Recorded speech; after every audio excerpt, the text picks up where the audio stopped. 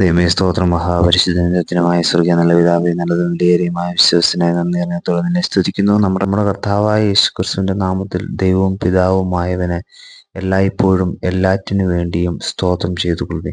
ദൈവമേ സ്തോത്രം. കർത്താവെ, ഈ പ്രഭാതത്തിലടിയും തന്നിരിക്കുന്ന നല്ല വചനത്തിന് നന്ദി പറയുന്നു.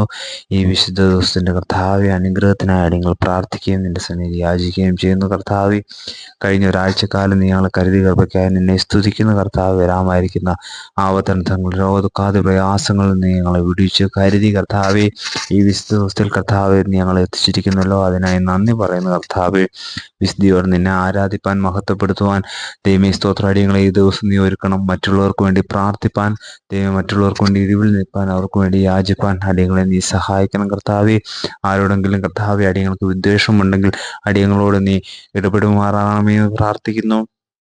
ആർക്കെങ്കിലും അടിയങ്ങളോട് എന്തെങ്കിലും പ്രയാസങ്ങളോ നീരസങ്ങളോ ഉണ്ടെങ്കിൽ അതിനെയൊക്കെ നീക്കി നീ ഞങ്ങളെ അനുഗ്രഹിക്കണം. കർത്താവെ, അവരെയും നീ മാനിക്കണം. കർത്താവെ, ഈ ദിവസം കർത്താവെ അനുഗ്രഹമാക്കണം. തുടർന്നുള്ള ദിവസങ്ങൾ ദൈവമേ നീ ഞങ്ങൾക്ക് കർത്താവ് നൽകുന്ന കൃപയ്ക്കായി നന്ദി പറയുന്നു. സർവ്വേശ്വര കൃഷ്ണ തന്നെ. ആമേൻ.